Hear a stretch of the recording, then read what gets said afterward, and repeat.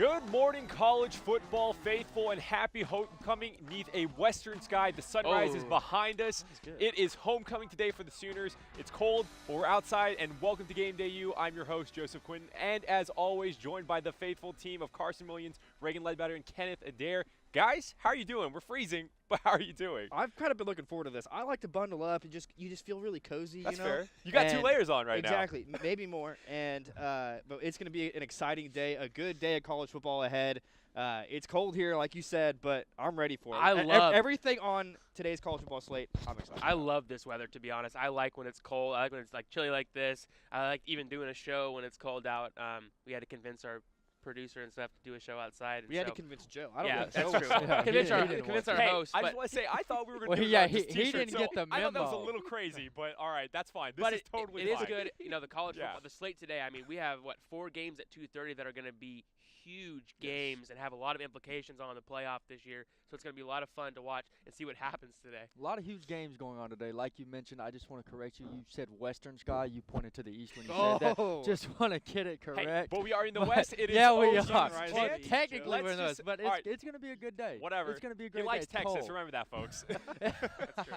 That's funny. You're from Arkansas, so that's just whatever. We're taking shots. All right, I just want to ask you this, and I want to start with you guys just here on what stood out to you last week, because Texas, I know, had a little thing just to call you out a little, Nike. But besides that, what stood out to you in last week's slate of games? Are you going first? I'll let you go first. All right. Okay. So what stood out to me? I think it deals with Texas Tech. Okay. Obviously, they're going to be here today, but I think last week they got beat by Iowa State. I think Iowa State is pretty good. You know, they're ranked in the top 25 for the first time since 2005. That's been 12 years, and I think they're pretty good. They finally found their quarterback, I think, which has been their problem in the past. They haven't had a great quarterback, but Kyle Kempt is their guy. They've got a good running back in David Montgomery and one of the best wide receivers in the country in Alan Lazard. Their defense also is much improved, led by Joel Lanning, that quarterback turned linebacker, played a little quarterback here in Norman a couple weeks ago. So all around, I think they're a lot better than people have been giving them credit for, and I wouldn't be surprised if they gave TCU a run for their money today. Yeah, they're a very complete team. I mean, with Joel Lanning, his ability to play linebacker, and we saw what he did against OU playing quarterback, crazy.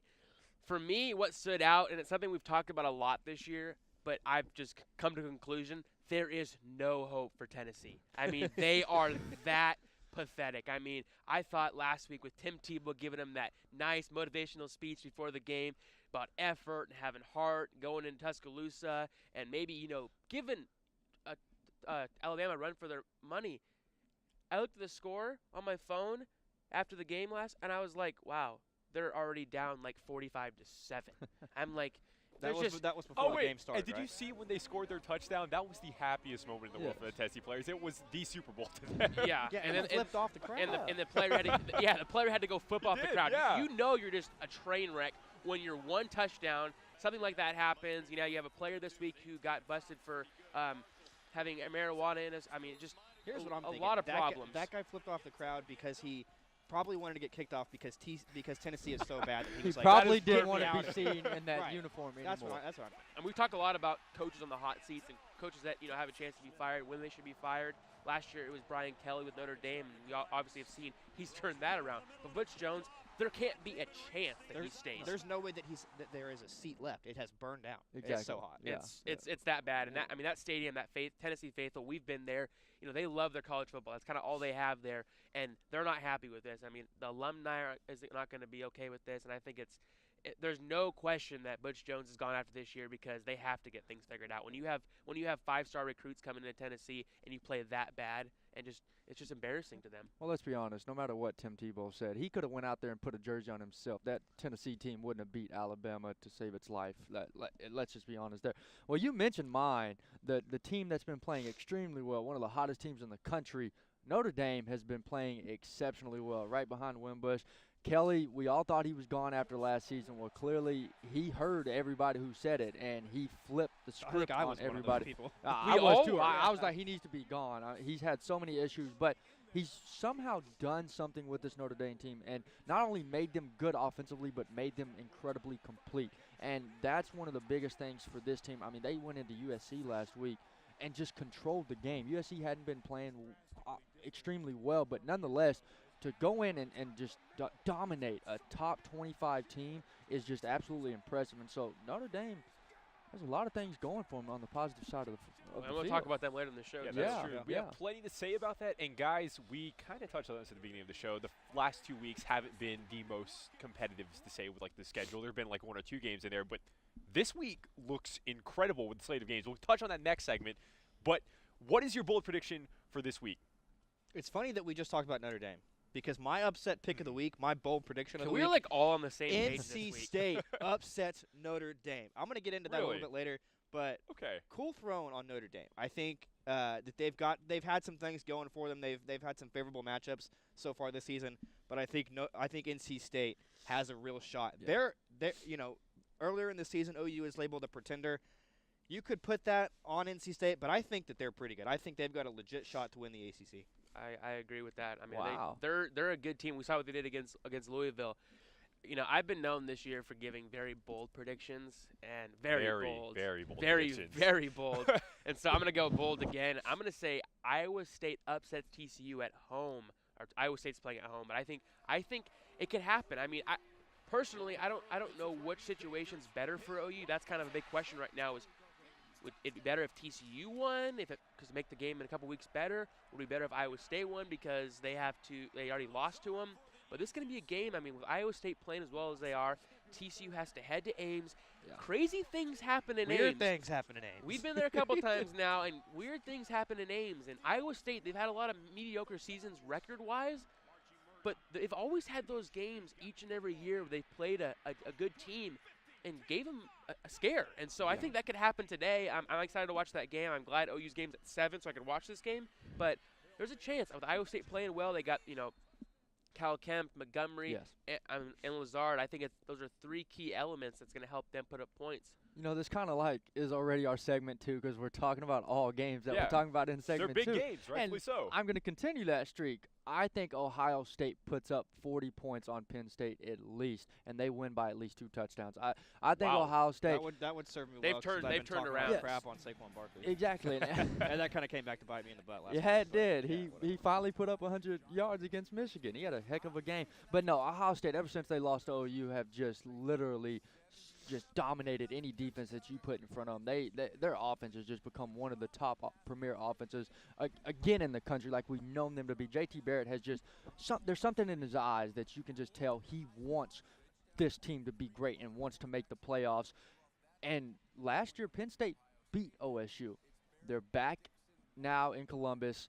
Penn State is facing a team that has revenge in their eyes. And when you're facing a team like that, they're going to give you their all. When they're playing like they are and then they're adding on, I want revenge, they're going to – and plus they got to make up for it because last time game day is in Columbus. Last time they were in Columbus, OU beat them. So they're kind of got to make up for it both ways. They kind of got to get revenge on game day and on Penn State. So I'm seeing a big win for Ohio State. Hey, that might be good for OU as well, but we are just scratching the surface on the topics we're talking about. We'll have more on that in the top games of the week in our next segment. Stay with us. We'll see you right back here.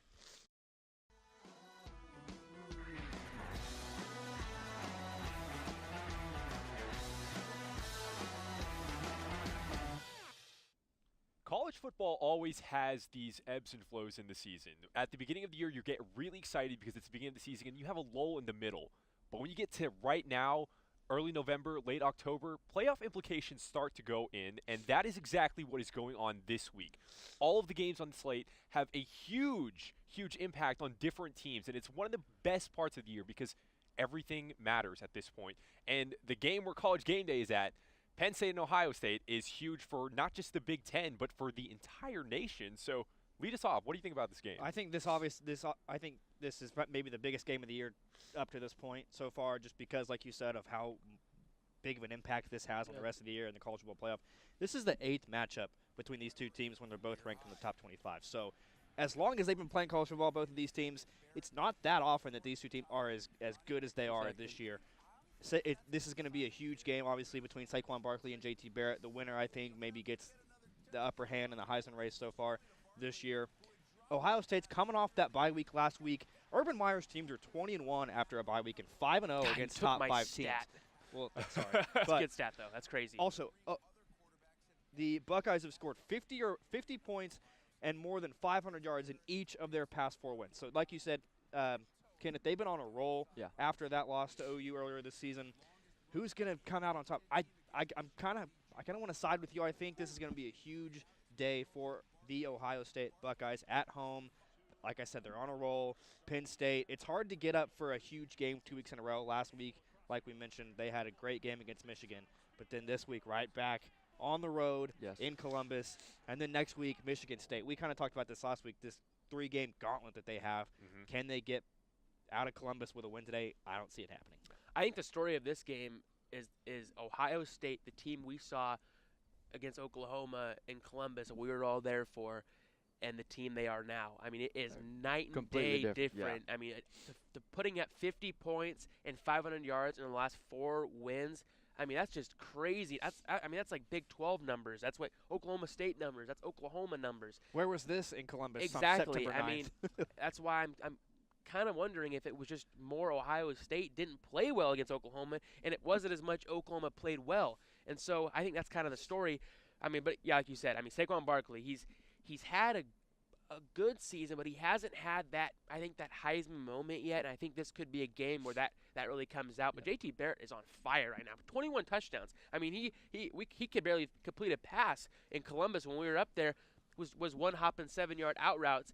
And now he has 21 touchdowns, so he's just been lighting up, destroyed Nebraska 2 weeks ago. Because at the beginning of the year, he made us believers in OU secondary. Exactly. That's crazy. I also just want to add that he was my preseason Heisman pick, and I think that's very much still in the race.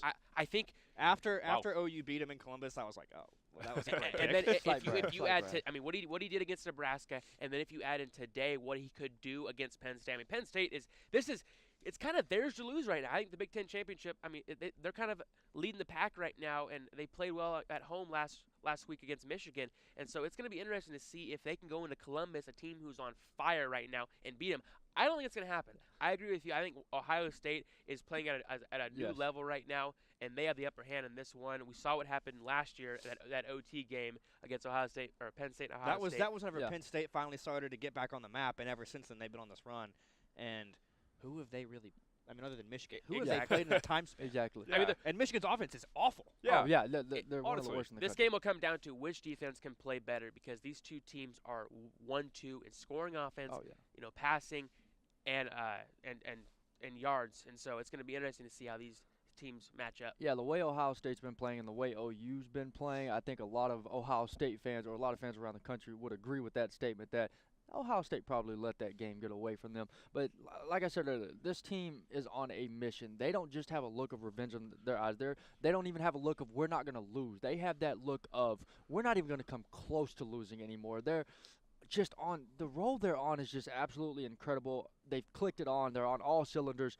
JT Barrett, 21 touchdowns, like you mentioned. I mean, something about him is just – like I said, clicking. I don't know what it is, but somehow after getting his butt whooped against the OU Sooners, he just was able to find that niche for him on this offense and turn things around.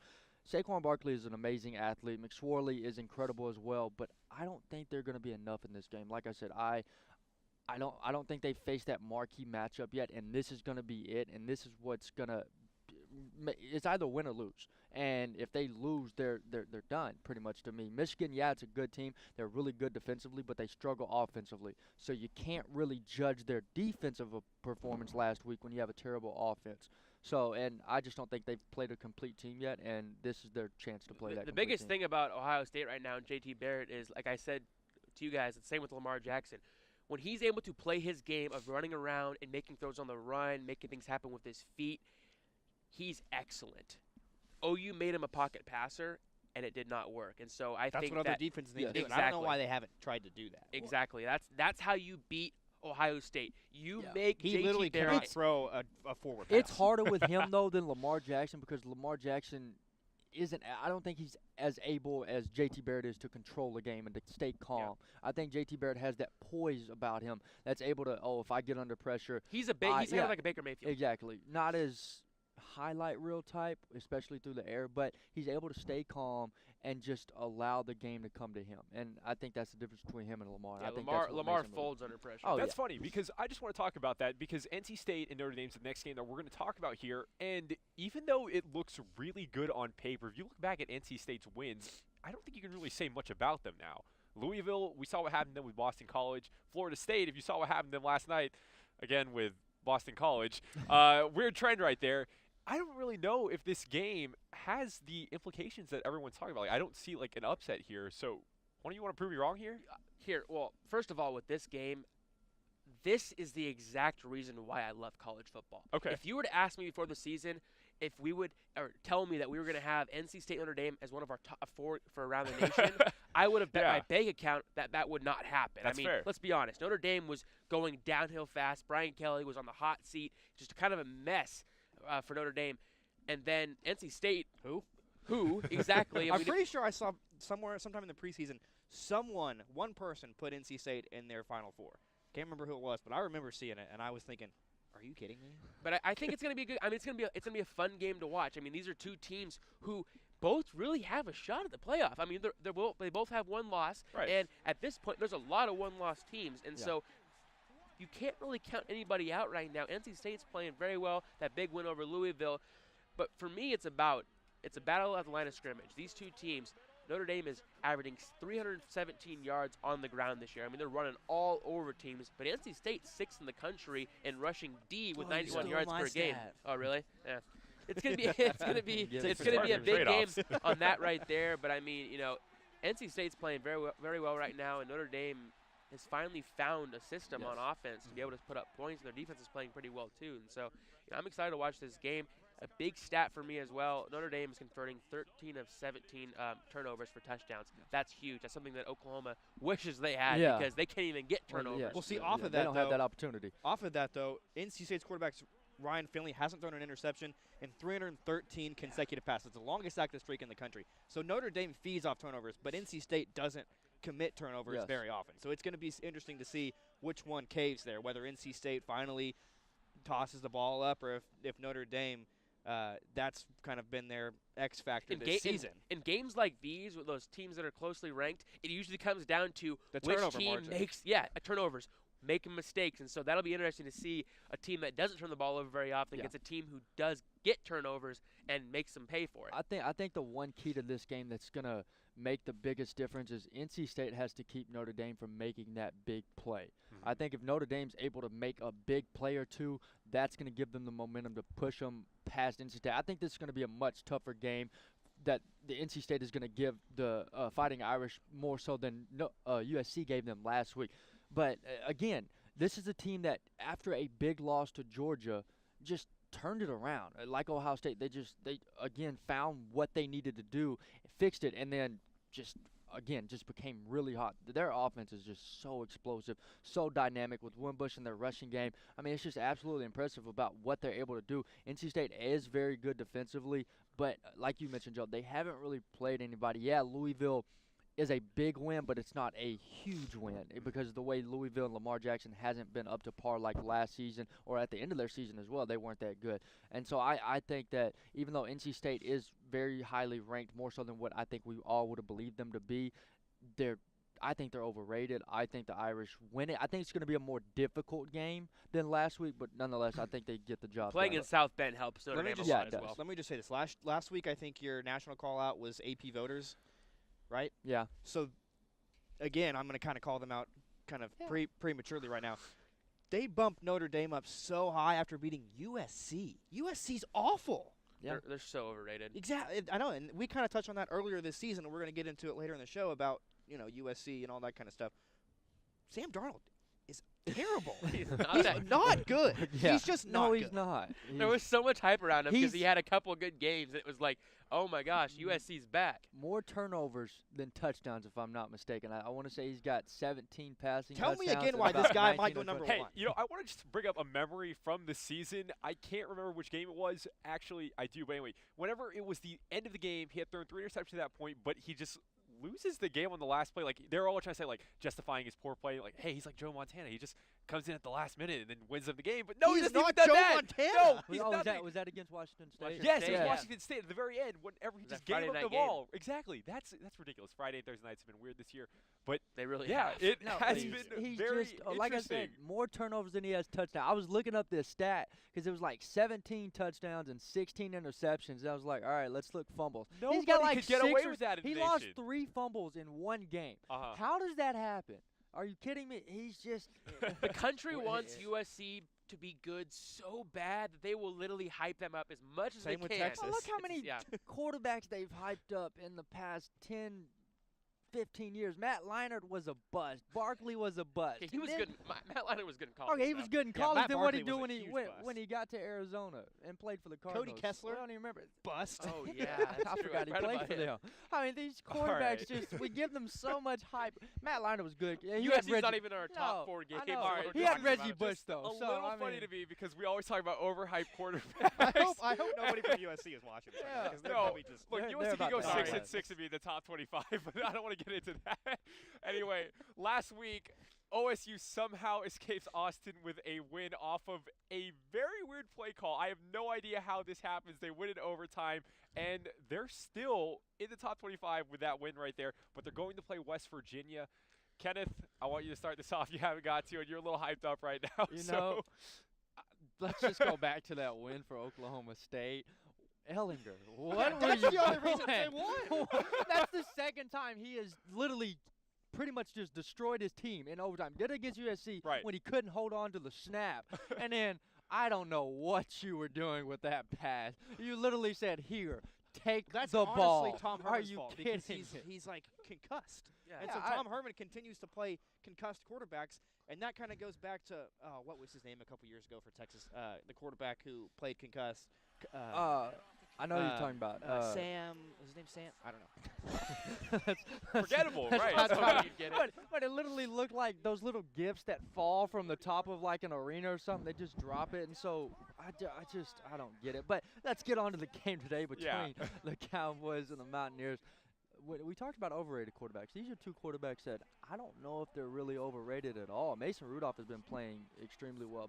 Big 12 play hasn't been what we saw earlier in the season, and then Will Grier on the other end has been playing exceptionally well. He's done what we saw at Florida before he got in trouble, and now he's starting to get his groove back. I think it's going to be which quarterback and wide receiver duo plays better. I honestly forget the defenses. I don't think that matters at all. I think it comes down to whether or not Mason Rudolph and James Washington can play better than Will Grier and David Sills. Can I Yes. ask a quick question about David Sills since we're talking about this? Who was the program that was recruiting this kid as a quarterback at 13 years old? USC. I remember Yeah. that. I'm just saying, like, so we were just going on our little USC bash fest. I Yeah. honestly forgot that, but there's no other program in the country who does that. So Right, that was right. my go-to Is that answer. is that their like scheme? Like, hey, we're gonna recruit you when you're 12 because you look really good, and then they get here and oh well, your talent left back in middle school. I'm sorry, but Well, you're beating up on a Roast bunch of yeah, other you, folks. man. Sorry. But I Sorry think to cut it's you off, but it's yeah. gonna come down to which wide receiver quarterback combination does better because West Virginia gave TCU a very dominant, like very competitive game. I mean, David Sills had a huge game that day, and then we saw what TCU did to Oklahoma State the first week of Big 12 play. So I think, like I said, this is going to be an offensive matchup. I think there's at least 80 points put up. Yeah, today. I For agree with OSU? that. I think it's just a battle of Yeah. which quarterback wide receiver duo is going to have a better game. I mean, Mason Rudolph did not have a good game last week. I mean, he hasn't really done too much. I mean, he had a good game a couple weeks ago, but I mean I don't think James Washington and him have kind of lived up to the hype against good teams, and so this will be a good challenge today in Morgantown, a tough place to play. And this game's at 11 a.m. We've seen that crazy things can happen on Thursday, Fridays, and Saturday at 11 a.m. And so I think this is going to be interesting to see how this turns out. Will Grier is having an amazing year. I mean, 26 touchdowns, leading the country, and so I mean he's going to be a key factor today, playing at home. I'm excited about watching this game and seeing, which team can score more points. Like you said, it's not going to be about defense. It's going to be about offense and which team can have a better day. And I think that Oklahoma State's going to come out firing Yes. after a rough game in Austin last week. And it's crazy in Morgantown. So we know that. It's Yeah. rowdy. I feel kind of bad for Will Greer because he's playing so good this season, like you mentioned, but he's just being overshadowed by Baker Mayfield, Mason Rudolph, even Kenny Hill's playing. Kenny Hill. Kenny Hill's Yeah. playing very well. But you kind of touched on it, Rudolph or James Washington, or Will Greer, David Sills. It's gonna come down to that. I think OSU is in a very similar situation as OU because aside from Baylor a couple weeks ago, they've had some close wins that they probably shouldn't have been that close. Against Texas Tech and Texas, 7 points and 3 points respectively. But Will Greer, 300-yard passing game in each of his first 7 games That's with just West Virginia. unreal. Also has had back-to-back games of 5 touchdowns. Yeah. So OSU's defense is in for a dogfight today, and I think this could be another game where West Virginia gets the best of OSU. They're at home. It's 11 o'clock kickoff. I think OSU might just be waltzing in here thinking, oh, great, we're playing at 11 o'clock again today. And they overlook it, and West Virginia beats them. I think that could very well happen. It's the story of the Big 12 this year. I mean, anything can happen. Any team has a chance right now. I mean, Iowa State can play in the Big 12 championship game right now. I will say It's this. really impressive. Speaking of that, whoever loses this game today is out. Yeah, I agree with that. So they have no shot. Who would have thought Hey. the Big 12 would have the most teams in the top Right, 25? that's insane. 5 teams already right Like, now. I was That's looking incredible. that up. Every other program, every other Conference. Big 5 power conference has 4 teams, and the Big 12 has 5. What's kind of Shocking. interesting is how in like recent years, it's all about bashing the Big 12, how bad they are. You know, how they only have a couple teams that are good. Oklahoma is that one of the top teams, and they add a championship game, and all of a sudden they're good. You're going to love this stat then. Here's the funny thing to me about that. When we're talking about better the laugh. Big Ten, it's not funny, but you're Okay. going to be a little bit surprised. If you go back and look at all the Big Ten teams and the wins they have, the only team that has a win versus a currently ranked opponent is Iowa. And guess who it's against? Iowa State. Iowa State. So, Carson, Oh I want to my. ask you this because I'll let you lead this one off. What do you think about this game? At the beginning of the year, we've talked about this a lot, but would you have circled TCU at Iowa State as a game to be on the watch for? Okay, so you mentioned that you never thought that we would talk about NC State and Notre Dame. I never thought we would talk about Iowa State. If you had told me 3 months ago that we would be talking about Iowa State, I probably would have just laughed in your We've face. only and walked mentioned away. them ever on the show when the OU's playing them. And you also mentioned weird things happen to names. If I look right here on my notes, weird things happen to names. TCU stifled OSU's offense earlier this year. Iowa Funny. State. Crazy things happen today. Yeah. Okay. So we're on the same page. That's good stuff. So we're 3 friends. for 3 right now. Yeah, Look at that. TCU stifled OSU's offense earlier this year. Iowa State's isn't as good, but they're certainly one to take note. We've kind of already touched on this a little bit. Kyle Kemp, David Montgomery, Alan Lazard on offense. Kenny Hill leads the nation with 70.2 completion percentage. Iowa State just number 81 in passing yards allowed. So I think Kenny Hill could have another big day, but watch out for Iowa State. You know, they're, like you mentioned, weird things happen to names, and I think they finally have that, confidence in themselves that, hey, we beat OU in Norman, we beat Texas Tech. Why stop there? We could keep In going. We're at Lubbock, home. too. Yeah, exactly. So they've got 2 great road wins, and now they're back at home against the number 4 team in the Yeah. country. They're going to be hyped today. I Yes. promise you they will. They might actually fill the stadium today. It's going to be pretty interesting to see. I Which, mean, by the way, I think is like the 3rd biggest stadium in the Big 12, 3rd or 4th, behind OU, Texas. Really? I actually love yeah, their stadium. I think it's 3rd.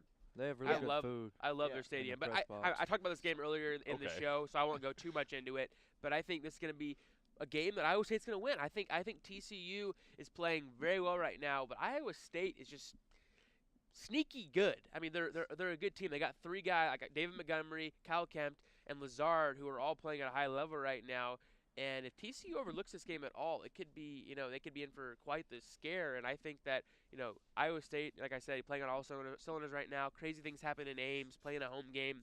It's going to be interesting to see what happens. I do think that Iowa State has a chance to knock them off. Well, Their luck may be run out, though. I mean, they beat Oklahoma. They beat Texas Tech in Lubbock.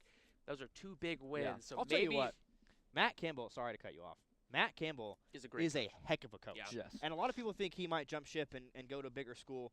But from what I've been reading a lot, I think a lot of people think that he's the kind of guy to stay and build Iowa State. Yeah. And we'll see if that happens. Still a young coach. I mean, They've got a they're the bunch most competitive conference right now. Why would you leave? Yeah. I mean, You have a chance to really do something special and bring Iowa State from being mediocre or worse than Tennessee to mediocre. being a You call. can go 2-10 to 10-2. I would not. I'd stick with Iowa State, a Tennessee guy. I wouldn't even answer. I'd block Tennessee's number as quickly as Hey, possible. Butch, sorry, we're ranked. Are you guys ranked? Nope, haven't been ranked in a while. Hey, Butch, have y'all won yet? That's what they need to be asking. No, but you talked about Iowa State being sneaky good. I think after last week against Tech, nobody sees them as sneaky anymore. They are just good. I think what they did against the Red Raiders, I mean, they dominated them. They scored 14 points, I think, right? They shut that offense down. Hopefully the Sooners are able to do that today at some point. But yeah, TCU is the best team right now in the Big 12. They're the most complete team in the Big 12, and most years that's not saying much impact. But this year it actually is. Kenny Hill has been playing well. His wide receivers have been so consistent, and that was the biggest thing going into this season, whether or not him and his wide receivers would have that chemistry, have that connection, and whether or not they could hold on to the football. The running backs have been moderately good, but they haven't been what they were last year because the wide receivers and Kenny Hill are playing so well. This defense is absolutely incredible. If I'm do say so myself, I mean, the way they've been playing, they don't let teams score a lot of points. They limit teams, and that's what they limited Oklahoma State. They've limited a lot of teams they played. Arkansas they limited, and so I think that Iowa State's good, and I think they deserve everybody's respect. But I think TCU is going to come into this game, and they're going to show why they're the best team in the Big 12. To be honest, I mean, one of the biggest surprises for me this season, if I had to choose one player Kenny Hill. Yeah. I mean, Underrated. exactly. I mean, he had his fame with, the whole Kenny Trill stuff, and that was kind of his claim to fame, and he had that one, shining moment. Really hasn't done much since, and I think that, he's really – I would have not guessed that he would have the season he's having this year. I thought TCU was going to be kind of a middle-of-the-pack, kind of rebuilding to get back to how they used to be, but, he's playing very well. When you lose a lot of top NFL talent, wide receiver like TCU did, to come and play this well right now is impressive. Yeah. All right, once again, that game will be at 2:30 on ABC and ESPN2. That will conclude our coverage for the national games of the week, but don't go away just yet. Colin Kennedy and the in-studio team will come back with the nation's top stories. Stay with us.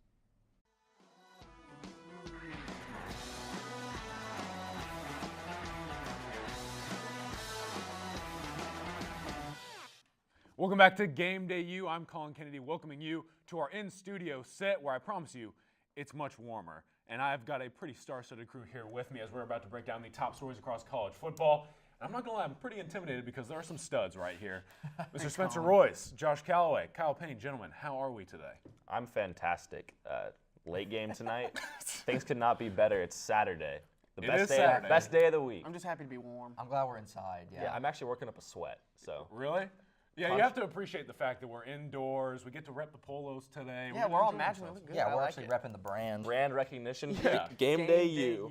Yeah, we're not all bundled up If in they were coats. tough, they would just rock the polos outside. Yeah, I Or think they put should the just polos power over through the out there. jackets. That's a good look too. Real men take the sleeves off. Yeah, I don't know. But we'll let them wear coats while we talk some football. We're going to get into some top stories across the college football landscape. And our very first, the guys out there hit on a little bit earlier, the Big 12 right now, guys. Really surprising people across college football. 5 teams in the top 25. That's the most out of any conference right now. Your team's in there. Iowa State at 25, West Virginia 22. Then you got OK State 11, Oklahoma at 10, and TCU in the top 4. Man. Not a lot of people saw this coming, but TCU, they're playing at a high level. Oklahoma, obviously playing a little rough right now, but they're still in the top 10. But then those other teams down there, I mean, who saw Iowa State at 25? Nobody. Literally nobody. They didn't Nobody. see it. Yeah, Not a Cyclone human. Nation didn't see that. And not only are they in the top 25, they're playing pretty well. They threw a party when they got ranked. So, guys, Yeah. what do you think about the Big 12 so far this year? I'm very, very impressed by the Big 12. I think that the Big 12 having 5 ranked teams lets us know 2 big things right off the bat, that the respect level of the conference automatically skyrockets. The conference itself didn't have – they've lost a lot of respect over the last few years. There was a lot of shakeups with the conference might not even exist in a little bit. But I think they've definitely put the right foot forward, and they're really, really gaining a lot of momentum. And another thing that it shows me, though, a negative side, is that the bulk of the good teams have yet to meet each other, which will all happen later on in the season. That's really exciting. I'm excited about Yeah, that it's great part. The Big football. 12 Oh, has you really still have to play embraced. 3 of these teams. I know. So the odds of 5 teams remaining is a lot slimmer than we think. But as fans, we think that like right now it's great, but later on we can see a lot of the teams drop off because they all have yet to play each other. Yeah. Hot take. Big 12 might, you could argue, I'm not saying they are, but you could argue Big 12 best conference in football. I mean, top to bottom, only 10 teams other than Baylor and Kansas The other 8 teams are really competitive that could beat almost any team in the country. Especially other Any given Big day. 12 teams, too.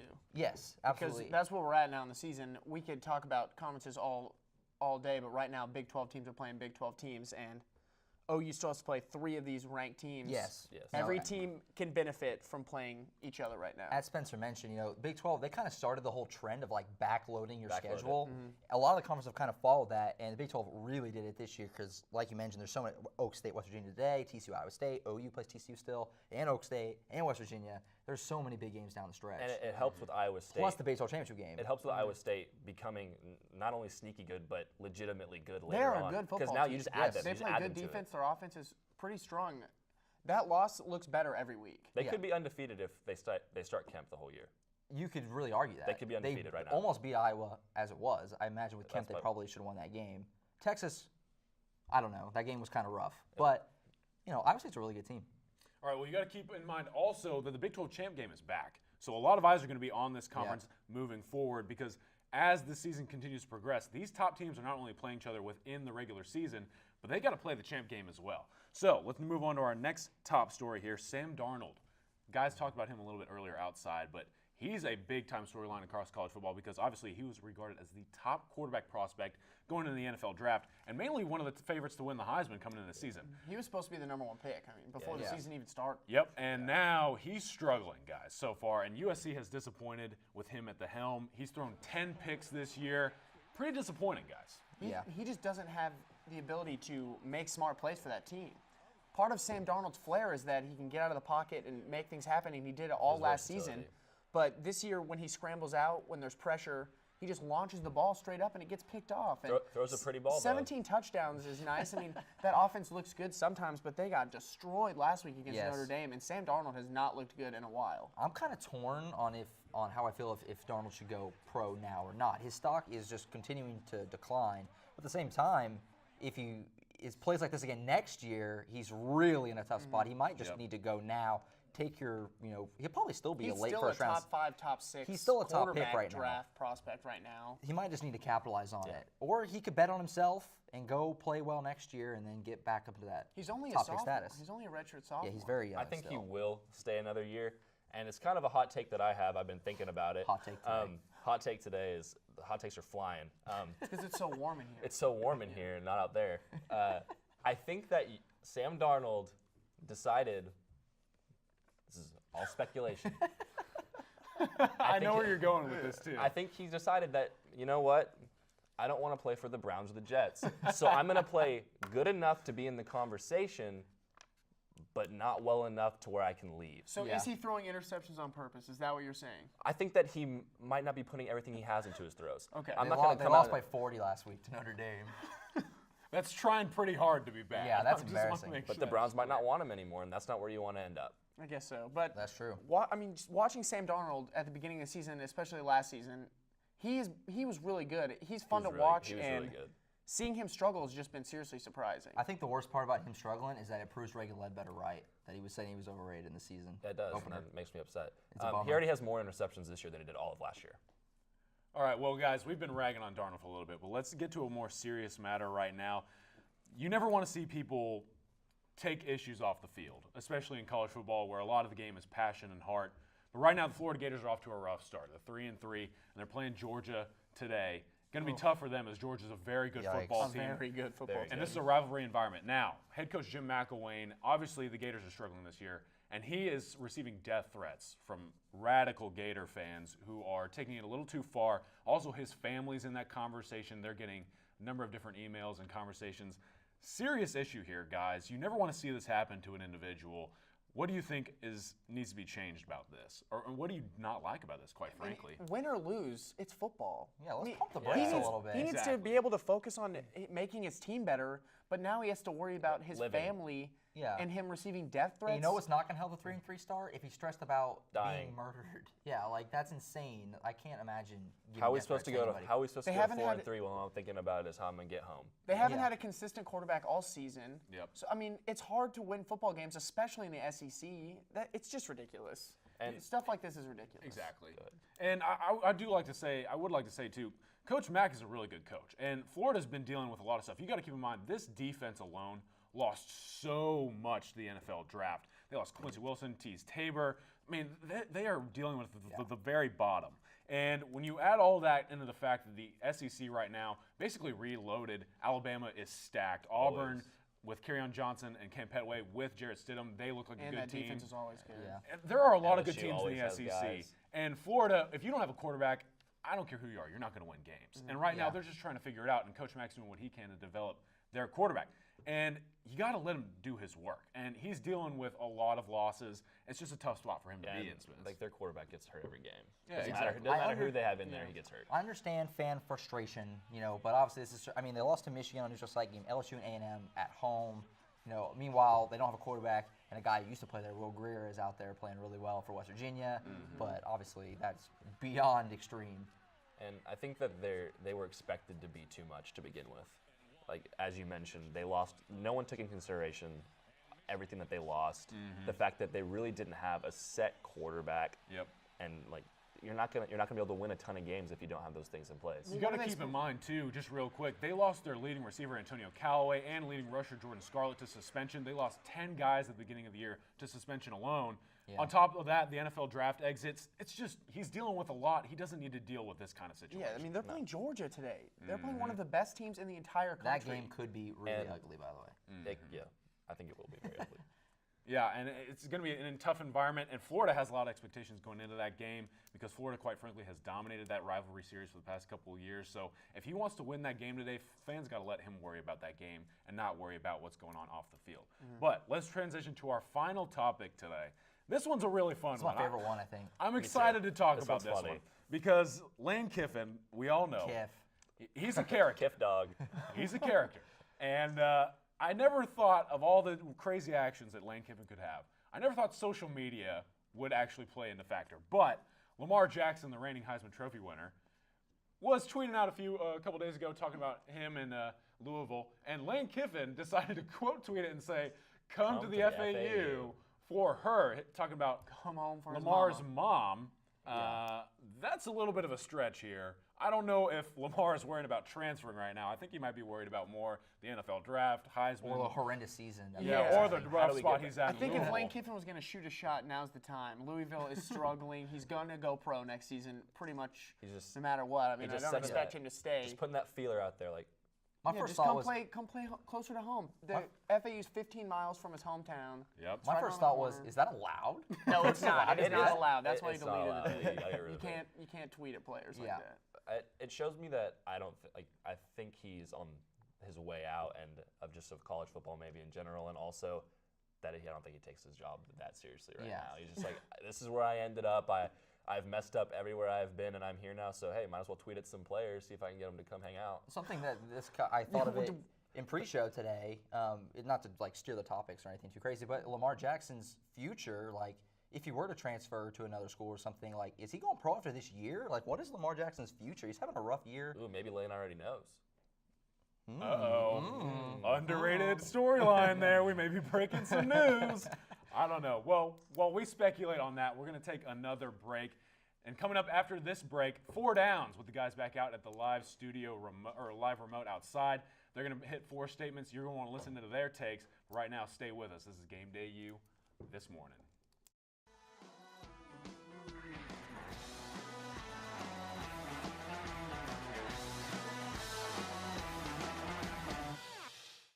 Welcome back to Game Day U. Sorry for the technical difficulties out there. We are outside. As you can see, the sun is right behind us. The sun is rising as we're talking.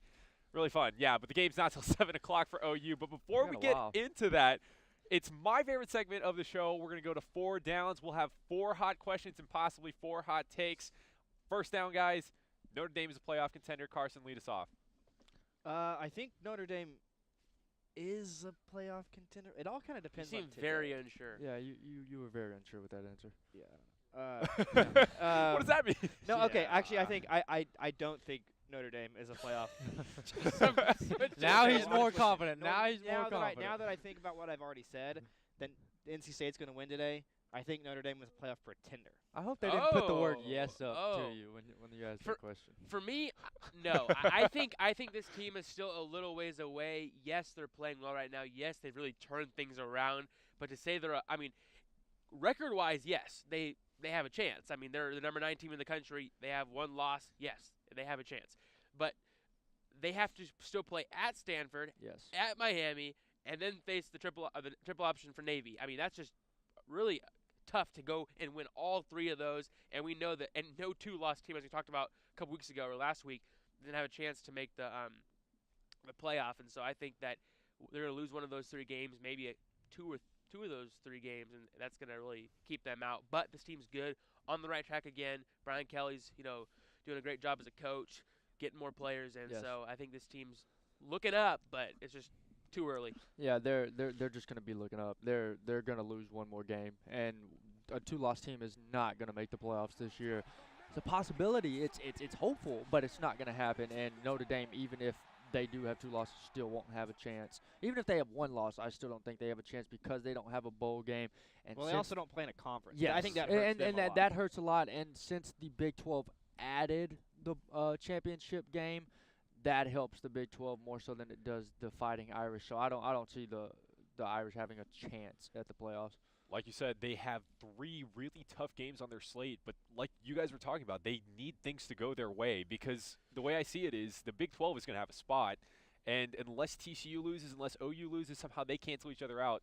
There's no way. They have to have everything go right. And then you have along Bama with- and right. Georgia, 2 top teams who could both make Yeah, the I playoff. think that's and a- the I Big think that's a 10 has possibility. Ohio State, Penn State. I mean, you have just so many teams Wisconsin, ahead of don't them. forget about Wisconsin. Wisconsin Yeah. too. Miami, the team they play, is they're a top 8 team, and so Right. there's just a lot has to go their way, and I just don't see it happening. But and not playing in a conference really hurts them. I mean, Yes. Notre Dame, they're not Yeah. taking this. I guess they're kind of forgotten about when you don't play in a conference. When they're That good. can be a positive and a negative because you can schedule whoever you want, Yeah. and they might have better teams that they face, but they also again don't have. It's just there's no continuity. I Exactly. think. And then just like that, we're going to talk about like having that conference schedule. Just quickly touch on this. We talked about this last week. What if a Big 12 team cancels one another out in the Big 12 championship game? And the SEC, for example, what if one of those teams loses because Georgia and Alabama have to eventually face each other? Exactly. We don't know what happens. There are too many variables. That's just one of the downsides of being an independent team. But we'll move on to our second down, and we've talked about him way too much, a lot. But is Saquon Barkley the clear-cut Heisman winner, like contender? Yes. Yes. Wow. You're very down this segment. Yes. Okay, well, it's just so frustrating because last week I was like, he's overrated, and I still think he is a little bit, and then he just goes out and he just has a monster game against the #1 defense in the country, and so I'm kind of looking a little bit like Joey Galloway right now, but Okay, you're Uh, not. No, okay, don't compare yourself. There is No, picked Baylor no, to win the he Big picked 12. Baylor to win the Big They 12. have not Do won a not game. compare- Well, they actually gave him they gave him like a hassle earlier this week Yeah, when he was I on one of know. the segments. I He was know. like, "Oh, it was just a joking pick." No, it wasn't. You were just that dumb to pick Baylor. But I do think That's I mean, what yeah, it was. I think Saquon Barkley is the favorite for the Heisman right now. But if you look at it, I saw somebody on Twitter last night make this comparison that Saquon Barkley's numbers are very similar right now as to what Joe Mixon's were last year, and yet Saquon Barkley is just this like And Joe Mixon all, wasn't yeah, even this thought like of. all-world No one even- running back because he can do a couple different things. Okay. Wow. Well, Joe had a little baggage that kind of kept Well, him yeah, no, out I of get it. that, but I Oh, mean, what are you so referring to? I would say We're Saquon not gonna Barkley, get into Saquon Barkley, Baker Mayfield, and Bryce Love. A bunch of B's. Barkley, Baker. Baker, Bryce. Bryce. There you go. Exactly. Good job. Thanks. Love them all. Big baller Yeah. brand. Yeah. B.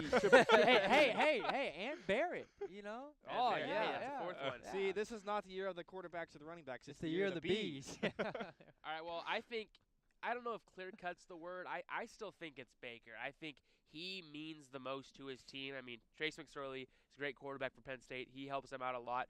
Saquon Barkley's had a good season. He's had a great season, but he hasn't done what he was hyped up to do, I think. And I think he's had, some good games, but he hasn't had the season that we all thought he may have and, was going to just completely just tear up every team he played, and he just hasn't done that. Baker has just, we saw it at Kansas State last week. His ability to turn it on and win by himself, obviously Rodney Anderson had a good game too, but Baker just flips a switch and just can take over a football game, and it's just impressive. It just shows how good of a player he is. Well, he led that team to do that because he had those 2 rushing He touchdowns. puts the team all on they his back. all they talk about is how if Baker does go down, and we saw that a little bit last week, that they have full confidence in Kyler Murray. But don't tell me that Kyler Murray has the same impact that Baker Mayfield does. No, especially emotionally. He right, doesn't exactly. have it. And another thing I want to point out about Bryce Love, he needs to be held to the standards of everybody else because Stanford has 2 losses. And I don't care who you are, I don't care what you've done. If your team has 2 losses, you need to be penalized for that. So you need to be dropped in the Heisman race. I've been on the Bryce Love high horse all year, but I do think putting that into Perspective. perspective. Yeah, thank you. It just I think is maybe a little bit overvalued just because that Stanford does have 2 losses. I agree. Yeah, I've loved Saquon Barkley all season, but Don't I talk to think me. I have to disagree with you. I don't think he's the clear-cut favorite because he's on a more complete team, and I think that hurts you more so than it helps you. I mean, just I want to reference the NFL really quickly. When Adrian Peterson got MVP, he didn't have a quarterback. The next year when Peyton Manning got the MVP, he didn't have a running back. And that's the same thing that happens in college football. You see Alabama, they have a bunch of Heismans because they're running backs, because they don't have quarterbacks. Marcus Mariota, Cam Newton, they didn't had have to throw Peyton Manning into it. Lamar just like your Jackson- Steelers. Lamar Yeah, Jackson they don't last year. have that extra guy, and that's what Saquon Barkley does in McSorley. He has that extra guy. And so I think that's what's kept Baker so many years from being able to, actually get the Heisman, even though I believe he's deserved it the past 2 years.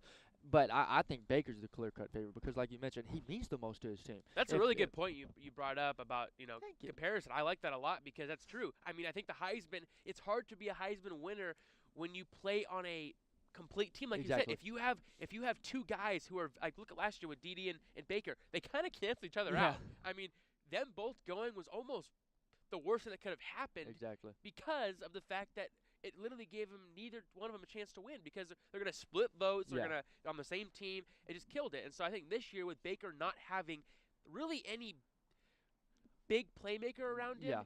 it really sets him apart and just shows the country how good he is individually and how his ability is to win a football game Yes. and put the whole team on his back. And that's what he's done this year. And I agree with you with Bryce Love. He should be penalized for having 2 losses, but also you saw what happened to Stanford the other night.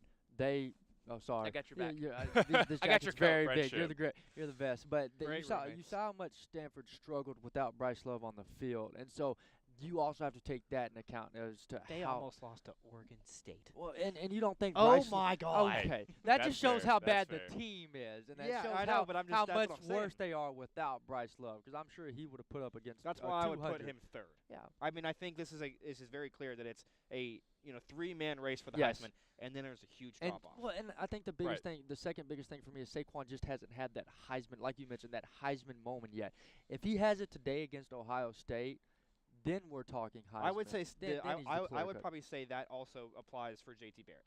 If Ohio State can win today, like you predicted will happen, JT Barrett is right in there. He is just as even as everybody else. And I think we should do this question next week as well because this game, both actually OU and Penn State, kind of had those games with Baker Mayfield playing Texas Tech today, a game that we saw last year, really gunslingers put up a lot of points. This could be the game that really shows if Baker is the Heisman front runner.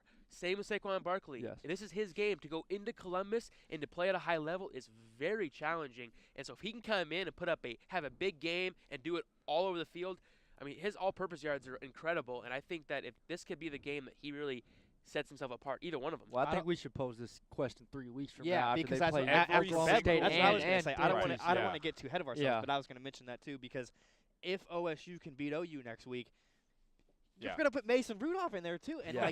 oh my God, they might invite 9 and people then if to New Kenny York. Hill continues to play like he is, you might have 10. I mean, you They as well- might just invite everybody and Just just say to- you might have a shot. Yeah, it's Just like invite the green 5 room for the quarterbacks, NFL 5 drafts. running Who knows? Here's something I really find interesting, though, about Saquon Barkley and Baker Mayfield, and this is a testament to Baker Mayfield's play. Saquon Barkley has a pass for a touchdown, and he's only got 8 QBR points higher than Baker Mayfield.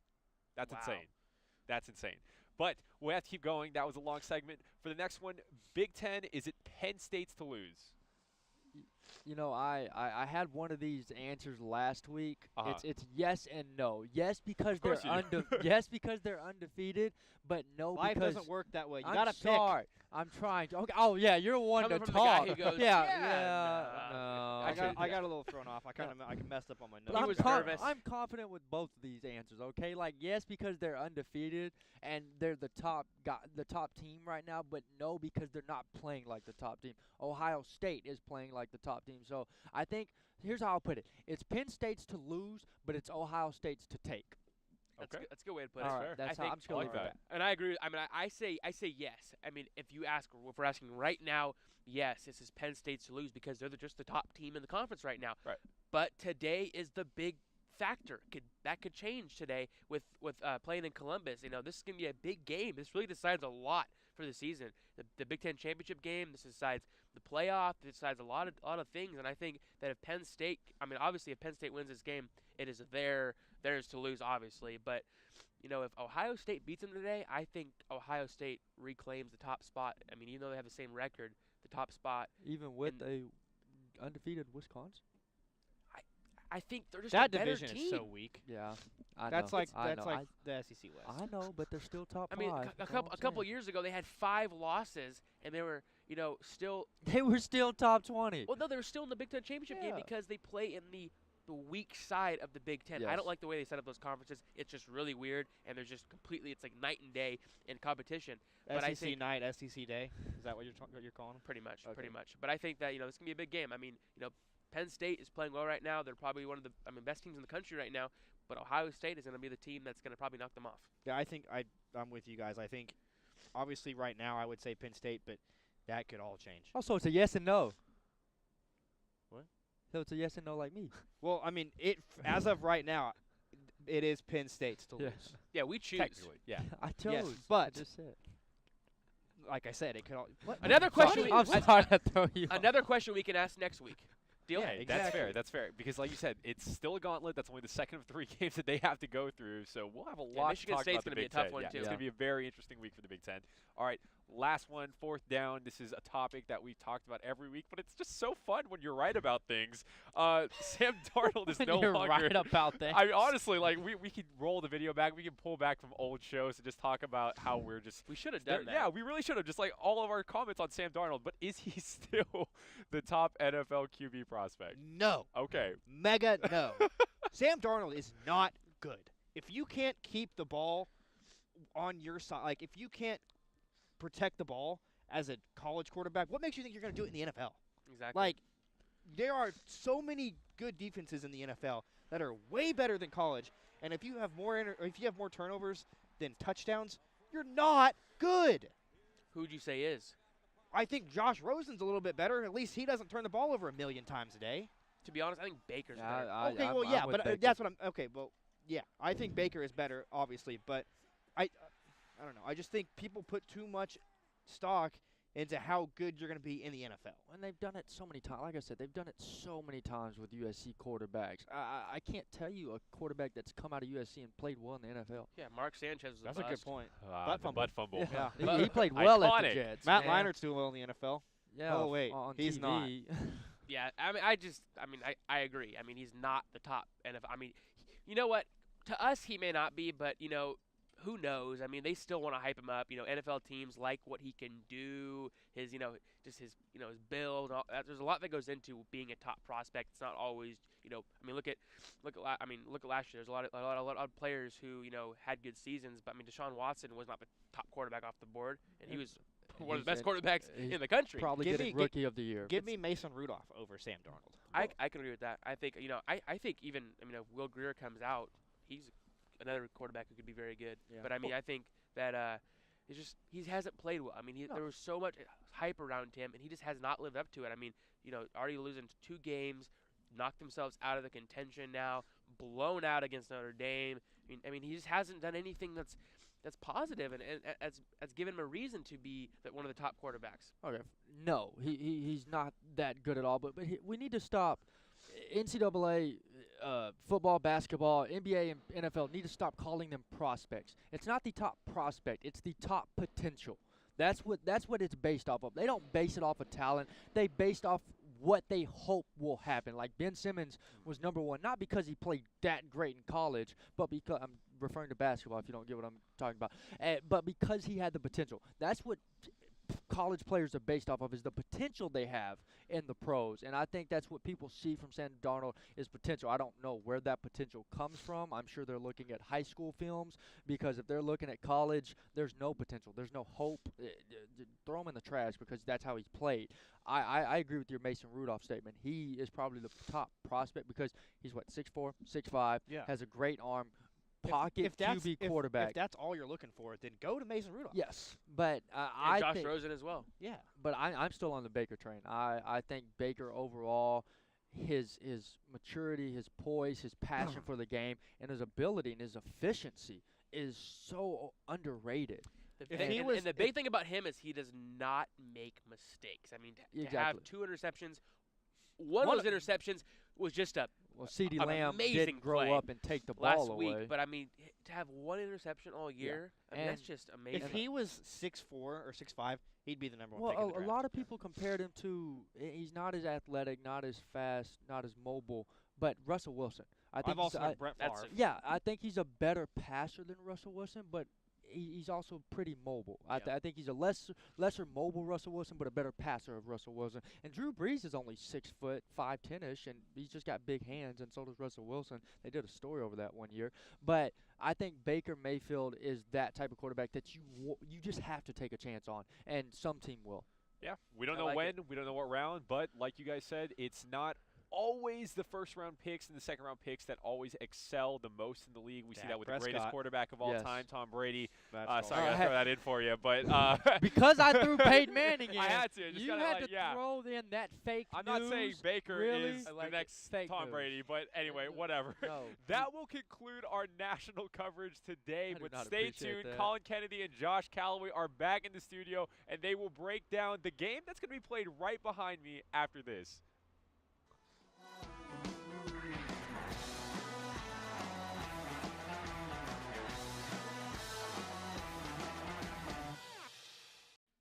Welcome back to Game Day U. OU is finally back home after 2 tough games on the road. And as the head man Lincoln Riley tells us, he is excited to finally play in front of his home crowd and reflect on memories of the past.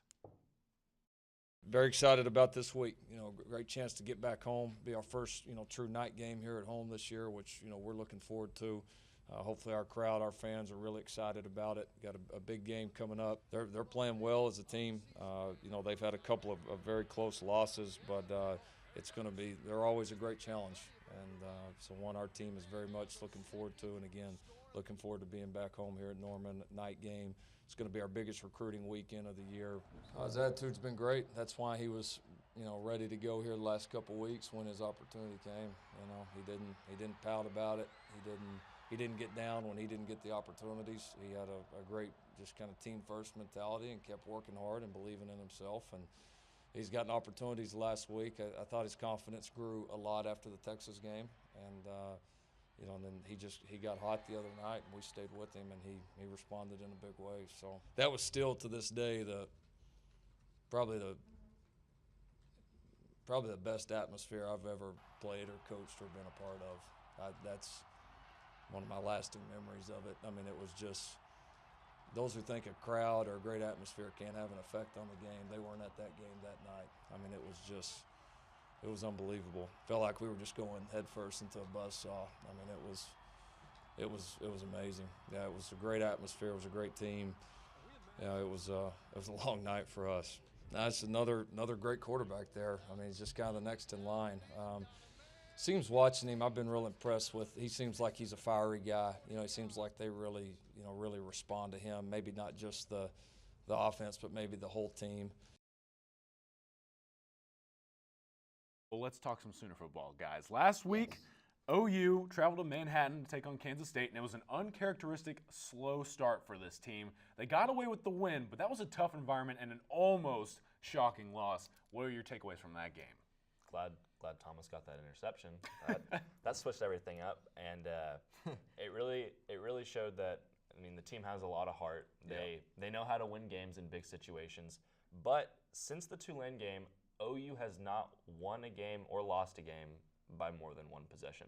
So all of their games Playing are with fire. super close, and they've come out on the right side more often than not.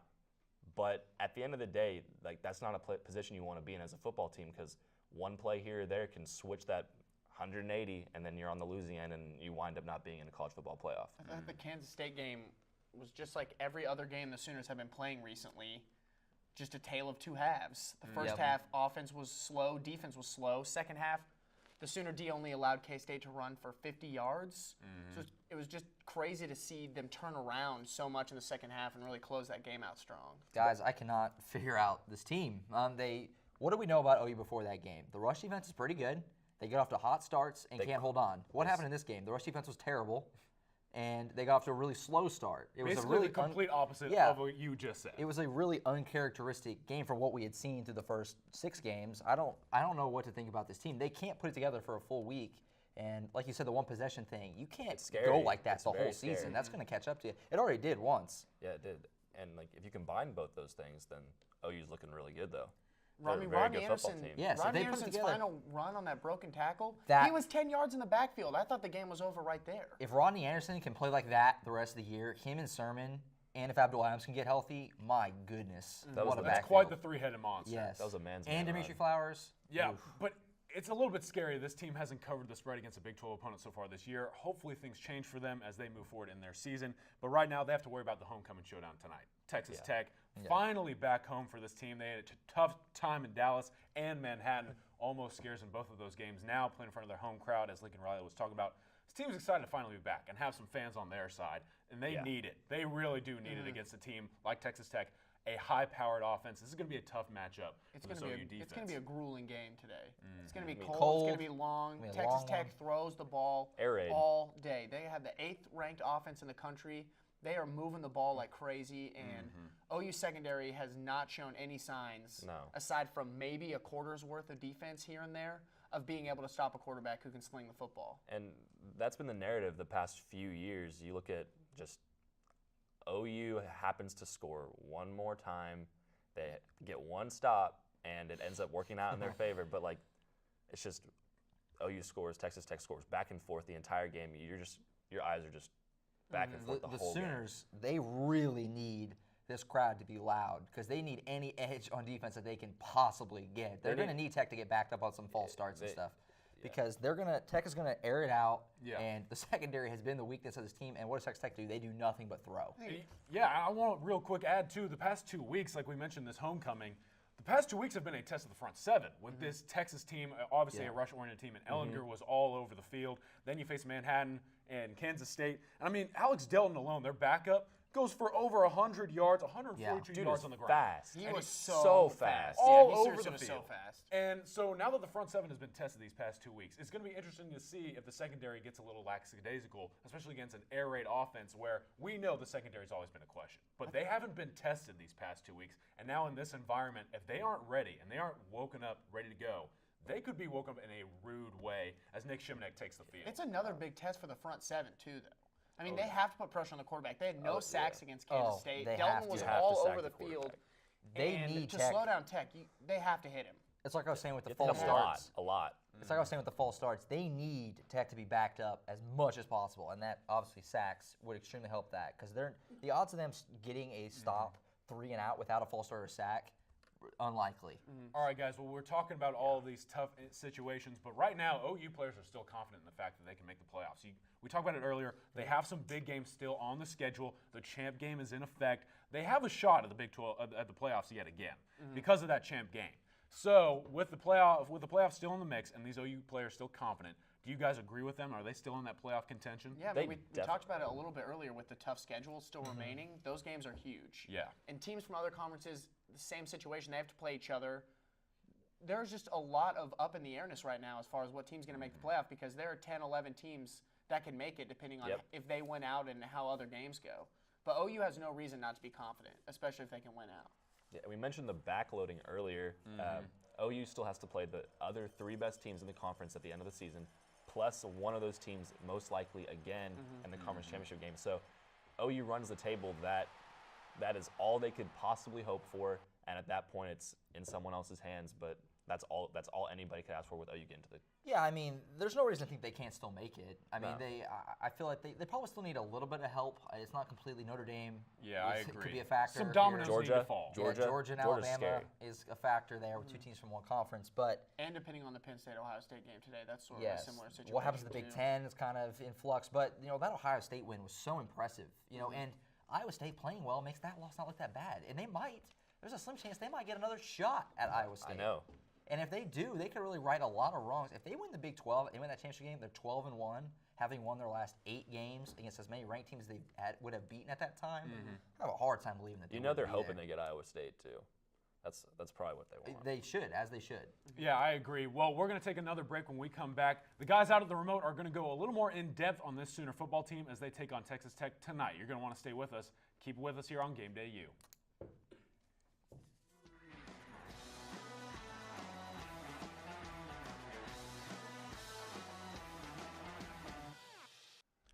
Welcome back to Game Day U. Last year's Texas Tech game in Lubbock, if you were just looking at the scoreboard, you would think it was a Big 12 basketball game, but it wasn't. Tons of records were shattered. Plenty of things happened in that game. It was literally one for the ages, especially for Baker's homecoming. And Lincoln and the team had plenty to say about it. Here's what they had. You can look back on the whole season and we can learn so much more, just on how we need to play. I think as a team, a whole unit, we have to play with an edge. That's when we're playing best.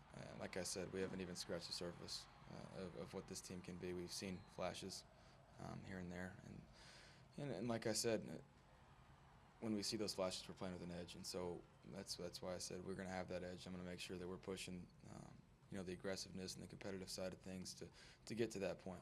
It's one that playing against the Texas Tech team, a night game, one of the last home games that we have, it's going to be a great one. Normally, sitting around the hotel is not fun, but then come game time, you feel the atmosphere. It's just different when the lights come on and everybody's in the stadium and it's rowdy. So I'm looking forward to having a great crowd. Love for them to be loud for one of our last home games, and then a good opportunity for us to build. Like I said, it's another great opportunity to get better, for our defense to show up, and then for offense to just to prove that we can be consistent. I think we've gotten better since then.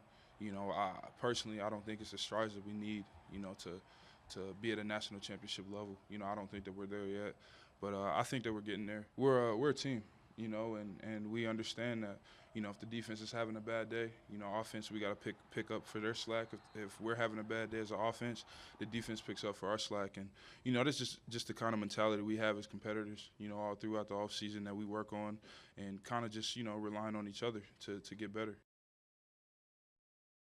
Last year was one heck of a game. Patrick Mahomes has pretty much every offensive record in Texas Tech history because of that 5-hour I don't even know. It had to have been 5 hours. It just felt like it was 5 hours. It lasted forever. It felt like it felt like yeah. it 10 to hours. you, huh?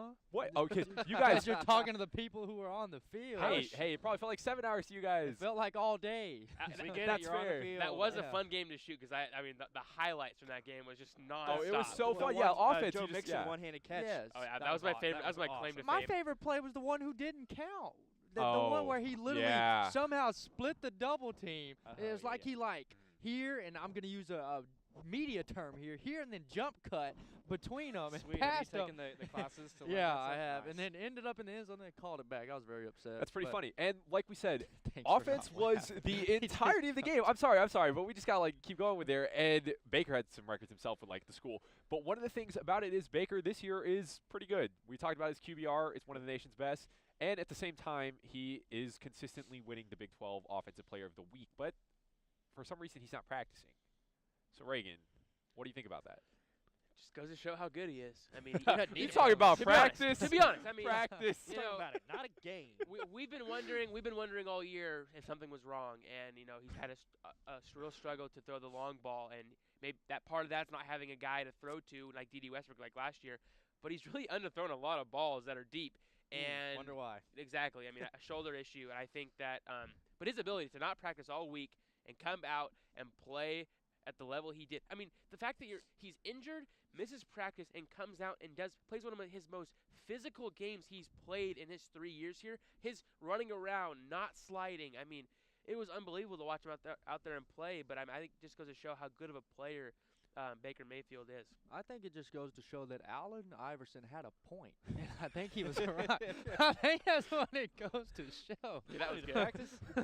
But no, I mean, yeah, I mean, Gotta This love is AI. the downfall of Baker's career. He's about to go play overseas in China or something. But this statement says it all. I mean, you don't practice all week and you come out and play that way. That was probably his best all-around game. Not only throwing the football, but running. He had 410 yards. Sorry, yeah, keep helping me. He had 410 yards. I'm just We gotta gonna get push you a it new back. jacket, I dude. know. He had It's really 400. cold out here. Oh, you got 3 layers on too. He had 410 yards, 2 pass touchdowns, kept that streak going. And had 76 yards on the ground, 2 touchdowns there, added a new streak. I mean, he's such a good player. And the reason he's underthrown a lot of balls, he's got a lot more speed. Yeah. It's not just Dede. You got Marquise, you got Michael, and then you got CeeDee Lamb, who's pretty quick himself. But him and Marquise are getting it together. I think Marquise has done what Dede did all last year, which is great route running. He's nailed that, and now that's coming into effect, and you're seeing it. And now the deep balls are going to really start, he's going to start airing it out a lot more to Marquise, and you're going to see a lot more Especially tonight. 50, 60-yard plays, especially against a Texas Tech team Exactly. who Yeah, always struggles on defense. Going back to Baker Mayfield last week, 32 of 41, 410 yards through the air, 2 touchdowns. All that without practicing is unbelievable. Just the way that he's able to gather himself for each game and do what he's been doing has been nothing short of impossible. And I think if he continues to I just think that he's so undervalued, I think, because of how consistent he's been over the last 3 years. People just kind of maybe take him for granted. But now he's just another player of the week. Going off what you just said right another one, there, yeah. that's what's the funny part. I mean, we are literally at all his games. We've seen all of his games. We've been there firsthand. Maybe it's just a different from being there or watching on TV. I don't know what it is, but it never seems like he has the numbers he does. And then you look at the score sheet after, and you're like, wow, he had 410 yards I passing. did not know he had that. I thought he maybe had 270 last week. And then I see the stats after, and I go, wow, he threw for over 400 yards. It happens with every great athlete. They're so good and they're so consistently good that you just take it for like Tom granted. Brady. Yeah, okay, like Peyton Manning. But I was gonna say LeBron James because he's always underrated now.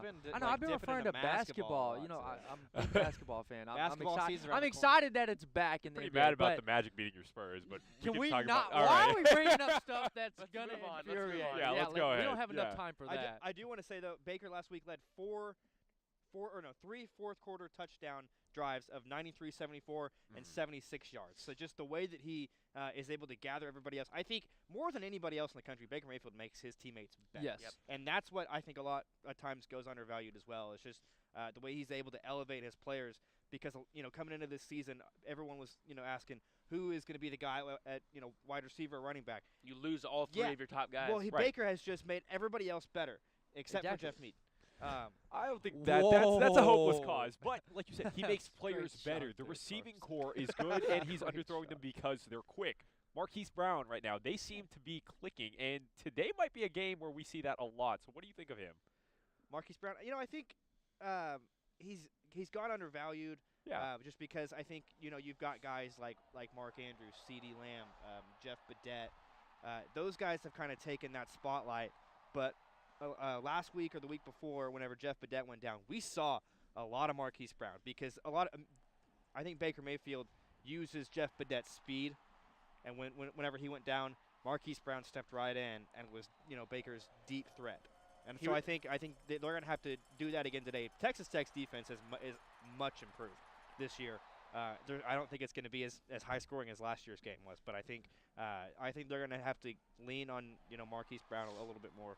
I agree with that. This team has really turned a corner on kind of what they're doing with their offense, and it's really just going to those little guys in the receiving core. I mean, Michael Jones and Marquise Brown have both had big weeks last couple of weeks. Last week against Kansas State, they both had really big games. Yeah. And I think Marquise Brown is a guy, like I said, who flies under the radar. One, he's just so little, and two, he's so quick. But his route running is something that the team is very high on this week when we were talking to them over across the street. I mean, they're really impressed with his ability to run routes and get open, and that's what's Baker. That's how you gain trust. I mean, the ability to catch the ball is one thing, and that's the the end result.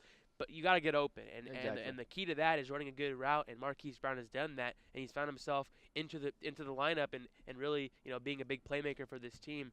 I'm excited to see how he fares against Texas Tech today, because this is a game where they like to spread teams out and score a lot of points, and speed becomes a big factor, and the Sooners have that. Yeah, and like I said, his route running, and like we've all said, his route running has been incredible these past couple of weeks against Texas. We saw it against K-State last week. We saw it in his hand. I mean, I don't think he's dropped a pass all season. Not that I can recall. I mean, he's so. I don't think so either. It's just when Baker knows he's going to Marquise, I think he's for sure that he's gonna, if he gets his hands on that football, he's gonna bring it down. And he's such a small guy, but he's so hard to pay attention to, so hard to find on the field. And when you have good route running and you have great speed, like they said at the beginning of the season, he's probably faster than D.D. Westbrook is. And so I think when you got a guy like that, it's hard to guard him on the field. And I think he probably walked up to Baker a couple weeks ago because Baker was underthrowing a lot of balls. He probably said, hey, just throw it 10 yards earlier and I'll go get it. That's probably what he said, honestly, and it's worked because the deep balls are just falling into his hands now. When you can run routes and you're fast, you're going to be really good. And I think exactly. that maybe more than anything else as a wide receiver, those are the two things I think you need the most. I think he'll And like being this quick. one. That's what Antonio Brown does. I think Exactly. he'll like that one. He's Hey, so that's fast. fair. And like we and were talking he's- about, it's a questionable defense. Even though it is improved, it is still bottom 40, as you heard the team in studio say earlier, in defense, giving up 421 yards a game. So those big plays that Baker's been making, he should have honestly no problem doing that again with Marquise Brown today. He should have at But- least 500 Hard to yards. get much But, worse yeah. than their defense last Yeah, year. that's fair.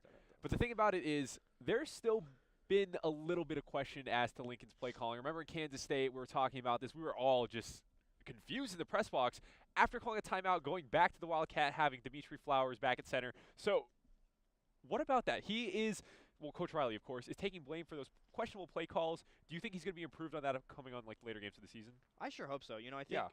I was just so mind blown Right. at that sequence last week where he goes Wildcat, timeout, Wildcat. And I'm just I'm sitting in the press box and I'm thinking, who is this? Is this the same Lincoln Riley that has been calling plays for 2.5 years at OU? I didn't think so. He's been so good calling plays at OU that I think that was just kind of like a brain fart for him. It was just kind of an anomaly. I mean, it was weird. We're so used to them getting down in that position and just scoring like automatic, and they didn't do that. My biggest issue with his play calling, I understand Kyler Murray's a electric player. I understand Lincoln Riley knows what he's doing. I understand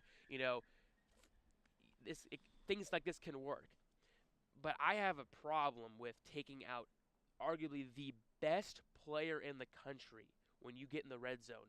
The guy who literally single-handedly got you guys to that point, taking him out of the game to bring in your backup quarterback to run a play like that. I mean, for Dimitri Flowers. I mean, why? I mean, and it didn't work. I mean, yes, you gained a couple yards, but Baker is the best player in the country. How do you take him out? And I asked Baker this after the game last week, and he said, Kyler's an excellent player. I want to do whatever is going to help our team, and that's about the answer I expected. But at the same time, Baker's a competitor. It bugs him getting taken out of the game and seeing someone else come in and take over when you have all this momentum going forward. So that's one area. I mean, the Wildcat had its issues. They've had success in the past with the Wildcat, so props to that. And I think that this maybe was just a kind of a. Well, also Baker Mayfield was running around all day and not even sliding, just taking hits. And if you're worried about him maybe getting hurt in that whole dog pile of scrum to get that quarterback sneak, why? I mean, he's going to get more hurt trying to run over somebody else. And also, OU's offensive line was just getting destroyed. Oh yeah. In the trenches last week, and why they decided to just try to run the ball, I think what would have worked just fine, a little play action, bootleg for Baker, just take it in from 1 yard. It works outside. every time. Yeah, it's so easy. And you mentioned that he wants to do whatever is best for the team, but he also mentioned he wants to be in when the game truly counts. And so, because he's a competitor, he's Right. probably one of the most competitive players I've ever seen at the University of Oklahoma. But I think they're setting that Wildcat up. I think they're going to use Dimitri. I think they're going to give him a chance to pass the ball at some point. I think they're going to do what Tim Tebow used to do, where That may they be the one thing run he hasn't in done this year. and jumped over or something. They're going to and pass hit it a to tight Baker end. this yeah. year. When They Baker- have to. I mean, honestly, Baker goes out. I mean, look, every game. Well, he I mean, practices his before. thing before every game is to run routes in every corner of the end zone. That's his warm up. Every single game, people take videos that we always watch it. It's gonna happen. I can feel it. My issue is not so much that he's becoming too predictable. He's not making adjustments. Lincoln Riley, I'm referring to. Right. He just isn't making the right adjustments. He's trying to be a balanced offense, but not in the right times. And I think that's what's hurting this team right now. So it'll be an interesting game. But last year, like we said, it was borderline embarrassing for plenty of the returning defenders. And honestly, it's homecoming. They have a chip on their shoulder. Here's what they had to say going into tonight's matchup. I think we're close. I don't think we're far off. Some guys are starting to step up, and we feel like we got a great opportunity, here this week. Got to put our players in good position and hopefully keep them from getting 900 yards. We feel like our linebackers can play in any system. I think they're diversified enough. They're athletic enough to play, in any style of game. Now, certainly if there's 4 and 5 wideouts, then it limits, some of the things, they can do. But we try to involve, those guys in as much as we can. Very similar to what they've done for years. Cliff does a lot of good things. He's very, dynamic, and he's very innovative in his concepts and what he tries to get accomplished. He makes you defend, the whole field, and they got good guys, that can run routes and catch the ball in space. I mean, really, it's just communication. I mean, if our communication is great all game, and we're tackling all game, and we're all locked in and focused, then we should go out there and play our game, and take pride in it. And I feel like that's exactly what we're going to do this week. Anyone who's been watching the game can see that they've been trying to run the ball a little bit more. But I mean, they're a team full of athletes and people ready to make plays at all times. Can't sleep on anybody. Just obviously it's a little bit different not having Pat Mahomes back there. But at the same time, the quarterback they got back there has a strong arm, and he makes plays with his feet even when you don't expect him to. So. You just got to be ready for anything at all times. They do a lot of gimmicky stuff, but that's just a part of their game. Boomer. So, yeah, that's the thing about it. This is a team that's ready to play Texas Tech. Honestly, like everything about them. And one of the players that had a little bit of a rough start, but has kind of shown a little bit of flair lately is Caleb Kelly. So, what kind of impact do you think he goes into tonight with? Well, I think, like you mentioned, he kind of had that quiet start. Finally woke up last week in the second half. He's a 5-star guy, so he shouldn't be going into lulls like that. He's going to have to be a lot better today. It's going to be better for him because this game is going to be more spaced out, I think. And so, he's the most talented linebacker on that team, so he's got to lead by example, and that all starts tonight, I think. I agree with that. I mean, he's had a couple of weeks that people were wondering, when's he going to step up? He finally played a lot better the last couple of weeks, and finally stepping up and playing like we expected him to play.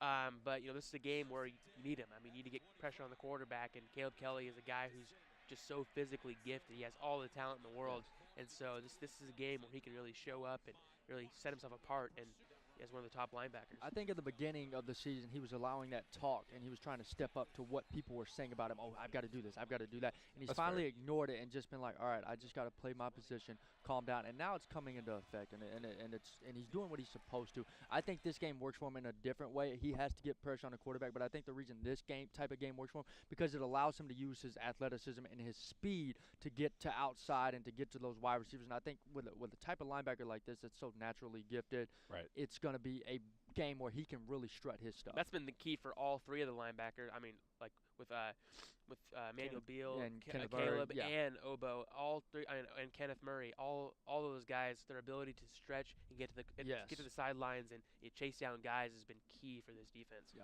So it's not just them; it's pretty much the entire defensive line that has to deal with Texas Tech's high-powered offense. I mean, honestly, think about every quarterback that's gone through there. Shivanek, lately, of course, and Mahomes and Mayfield. Like all three of them have thrived in that system. And today, I don't think even after what we saw last week, it's going to be very different. So, Kenneth, coming to today, I want to start with you. There's, like I said, there's a lot of returning players. There's a lot of things that we've seen how this game goes. And how do you think it is just going to play out today?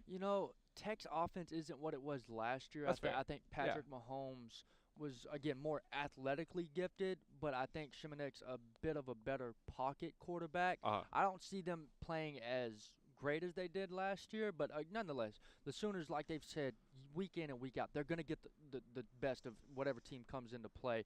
And so Texas Tech's going to come in firing as much as they possibly can, and they're going to put up points early, but I think it's going to slow down because they just don't have that same ability, like I said, like they did last season. I mean, my key to this game was getting pressure on the quarterback, getting pressure on Nick Shimonek. I mean, look at this. This secondary has just been the most inconsistent. Say it. Bad. Say it. Thank you. Yeah, They've been just so inconsistent. Part of them only had good games. He's had some positive moments. Jordan Thomas has not been that great. He's only been good when they haven't thrown to his side. But I think that getting to the quarterback is key. The D-line and the whole front seven has to be able to get to the quarterback because it's going to be a long day if they can't and not put pressure. I mean, OU has struggled against quarterbacks who like to run the ball. Look at last week and the week before with Ellinger and with Delton at Kansas State. Both quarterbacks who like to run the ball a lot. OU can't get to them, and it really opens up a lot of holes for the Sooners defense. With a guy like this who's a pocket passer, this is what they've succeeded on. I mean, Obo has been one of the best pass rushers in the country, and his ability to get to the quarterback is going to be big today. I think, Nick, you kind of touched on Nick Shimonek and Patrick Mahomes. I thought you were calling me Nick. No. I was just like, no. Not my name, bro. Obviously, he's not Patrick Mahomes, but I think he's transitioned with Texas Tech smoothly. I think that they've had about as good of a transition, I think, as you could have. But I still think they're one of the top offenses in the country.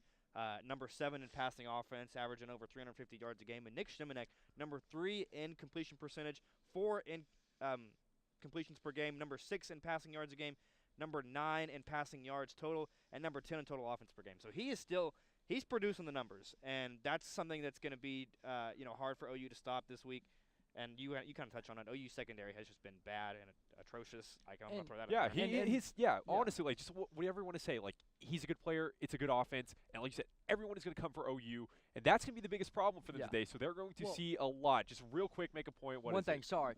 Iowa State, I just thought about it. Iowa State limited yards after catch against Texas Tech. And Shimonek did not have a big yard game last week, and I think if the Sooners can do that, do what Iowa State did and limit the wide receivers from getting yards after the catch, they have a really good chance to win. We'll just have to see if they can do that, but that will conclude our segment for breaking down the Sooner offense. When we come back, Colin Kennedy will be in studio to give their call-outs and score predictions. Stay with us.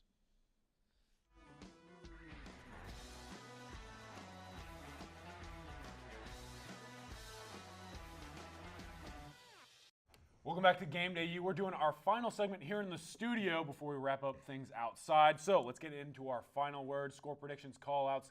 It's going to be a fun way to end the show, guys, for us. Always is. Studio team is in sync today. Plenty of chemistry going on right here. So let's get it started, guys. Starting it off, national call-outs. Who are you calling out across college football landscape? I am calling out NC State to beat Notre Dame. This is the week before they play Clemson. They've had a very successful season. They've shocked a lot of people, and Notre Dame is riding high. They just destroyed USC. They're looking to get back in the college football playoff, get in the playoff for the first time. So NC State beat Notre Dame and then go play Clemson on the highest horse you could be on.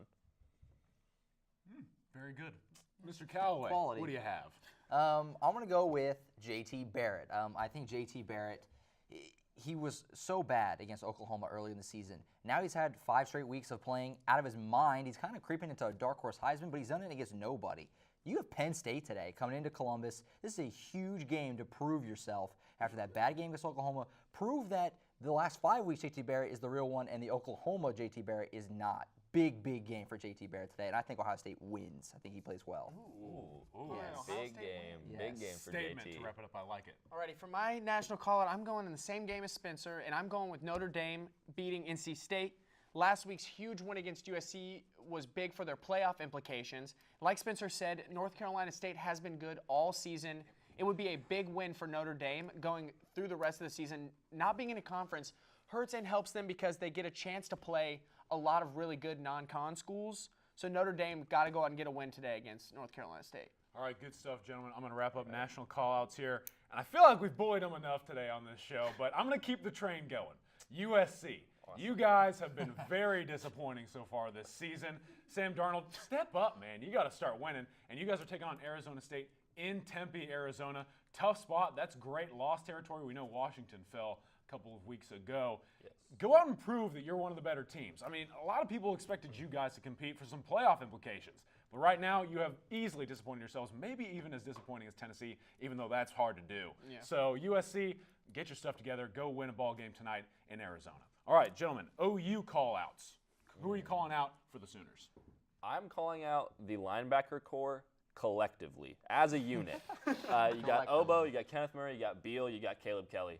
All very, very, very athletic, talented dudes. And they've all played well this year. They have a lot to build on and just improve upon as well.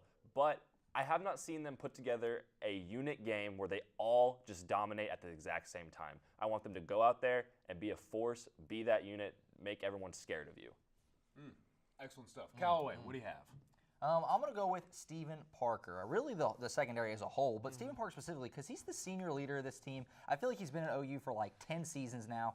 He needs to play well. He needs to make some big plays. This secondary has struggled all year. That's not a secret. And Texas Tech absolutely gashed this secondary last year. Secondary's played really poorly all year. Steven Parker really needs to have a big day today. I want to see an interception, a big play, something. Steven Parker, senior leader, needs to do something for this secondary. Yeah. All right, I'm going to switch over to the offensive side of the ball for my OU call it. I'm going with Rodney Anderson. Last week, he finally had a big game, finally played like what we thought he was going to play like. Against Baylor, I know that it's going to be a high-scoring passing game, but for OU to win, it may take the running game, and it may take us bullying them a little bit. Rodney Anderson needs to come out, play a strong game like he did last week, and continue on a pretty hot streak for him and this whole running back core. All right, well, I'm kind of going off of your call out here, but I'm calling out the big fellas up front, the offensive line. Just so we're clear, Texas Tech's defensive line is completely undersized. They stand no chance if the offensive line dominates like they can. No one on that Tech D-line is over 6'3". So go out there and dominate and keep the ball moving, because if you keep that Tech offense off the field and you keep running that football down the Tech defense throat, you win the game. There's no question about it. So offensive line, Orlando Brown Jr., those guys, go out and dominate like you can, win the game for the Sooners in the line of scrimmage. All right, gentlemen, final words here for the game today. My final word is unyielding. And you're getting on the highway, you're zooming. Sometimes you got to stop and wait. But today, you press the gas and you go. You do not stop. Texas Tech runs that air raid. They throw the ball around. But guess what? You got to be better. You got to just shove it down their throats, unyielding. I'm a little scared. That was a good one. That's I a like good that. word, though. Yeah, it was. Bringing the highway in there, too. All right, Callaway, your final word. I'm going to go with redemption today, specifically for the defense. I kind of just mentioned it with Steven Parker. The secondary was horrible last year against Texas Tech. 59 points last year Texas Tech scored. Baker Mayfield had to score 66 points for OU to win that game. They need some redemption. That was the most unsatisfying OU win that I can remember. Nobody was happy after that game last year. Redemption. Play well today. Prove that that was not real, and play well and beat Texas Tech down. You're much better than Texas Tech. They should win this game. All right, my final word for today is stamina. It's going to be a long, grueling game. The ball's going to be going 100 yards back, 100 yards. It's going to be moving all game. It's going to be cold. It's going to be a long game because of the passing and the high scoring. So OU's defense especially is going to have to keep their energy up, keep the stamina up. It's hard to run in the cold. So, I mean, today's going to be tough. All right, well, good stuff, guys. My final word here, it's 3 letters. Run. I say this every single year, and I will continue to say it as long as I'm analyzing college football. You know how you beat Texas Tech? You run the football. It's not that hard. I feel like I could coach a game against Texas Tech. If you keep their offense off the field and their defense really can't stop the run at all, just run the football and you're going to win the game. OU, you have some very talented running backs. Obviously, that offensive line is very talented. Just run the ball and you'll win. It's that simple. All right, score predictions for today's game, gentlemen. 3 straight years of 60 points, not going to happen. 55-42 OU. I'll go along the same line, 52-45. No reason to think it won't be another high-scoring game. I hope OU's defense can play better today, but based off what I saw last year and this year, no reason to think that it wouldn't be another shootout. Yeah, well, I think we're on the same boat here. I'm going 55-48 OU. Should be a close game. OU pull away in the end. All right, well, I've got 45-35, and I feel like I'm taking the under here. That's an offensive You're struggle. I know, but I like defensive ball games. Maybe something surprises. You never know what's going to happen in Big 12 play, so I feel like I'm taking the under, but 45-35 is my score. That's a lot of stops. Yeah, we'll see what happens. But we're going to take our final break before we send it back out to the guys at the remote who are going to give their call-outs, final word score predictions to wrap up the show. Going to be fun. You're going to want to stick around. Thank you for watching us here in the studio on Game Day U.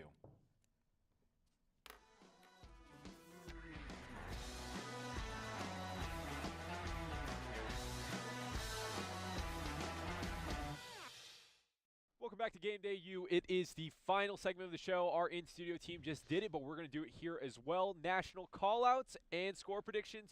So, Carson, lead us off. National call-out. I'm going to go Oklahoma State. The guys from up north in Stillwater, you've had some close calls the past couple weeks. Sans Baylor 2 weeks ago. If you want any chance at being good back in the Big 12 race, back in the College Football Playoff race, you've got to go out and dominate today. I think West Virginia has a real shot at beating you guys today at home. Go out and prove me wrong. Mason Rudolph, James Washington, get back on track as the highest-powered offense in the country.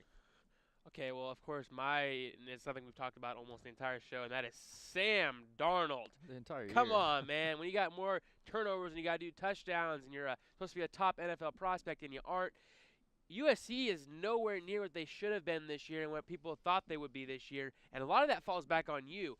It's been a rough season for you and the team, but I think the defense has actually been the highlight for this team this season, not Sam Darnold. See, the season's still, halfway over. He's still got time to kind of, bounce back, but got a lot of work to do. My call-out is he's been flying under the weather. Jim Harbaugh, nobody has said how bad this Michigan team has been playing. I mean, yeah, they have the #1 defense, but they have yet to really prove that they're a top 4 team ever since he's been there, and that's what they thought they were going to make. Joe, you gave me this suggestion. So the gloves are coming off because he has not done his job. Yeah, you have a great defense, but you have to pull a great offense out, too, and you have not done that yet, and you might want to get it done pretty quickly. All right, you took your gloves off. That did a lot for.